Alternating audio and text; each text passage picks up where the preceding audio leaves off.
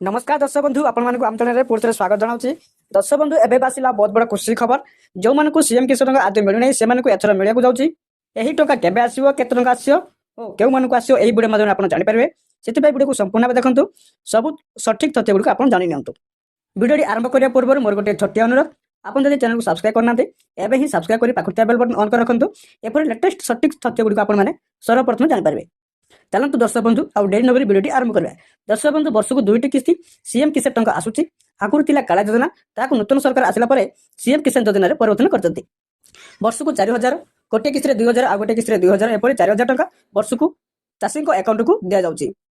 एही टंका केवल जो मानकर सीएम किसान रे केवाईसी होईची बैंक खाता सहित आधार कार्ड लिंक होईची सेमानकु ही आसियो जाउची। आपण जदि एबे पर्यंत किछि मिलि ताले आपण पे खुशी खबर आपण आवेदन करि परिबे। ताहार शेष तारिख होची डिसेंबर 31 सुद्धा आपण आवेदन करंतु। एहा केउटी आवेदन करी आपण जनसेवा केंद्र हो किबा मो सेवा केंद्र हो ए दुईटी सेवा केंद्र रे आपण आवेदन करि परिबे।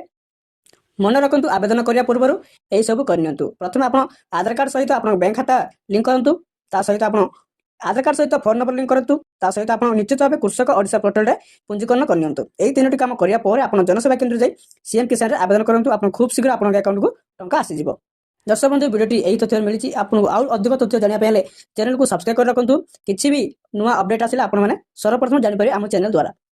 दर्शक बंधु जे कोनसी डाउट अछि कमेंट सेक्शन रे कमेंट करी जणांतु। वीडियो को लाइक करनथला गोटे लाइक करंतु। आपण केउ जिल्ला रो देखुचंती ताहा निश्चित भाबे कमेंट करी जणांतु।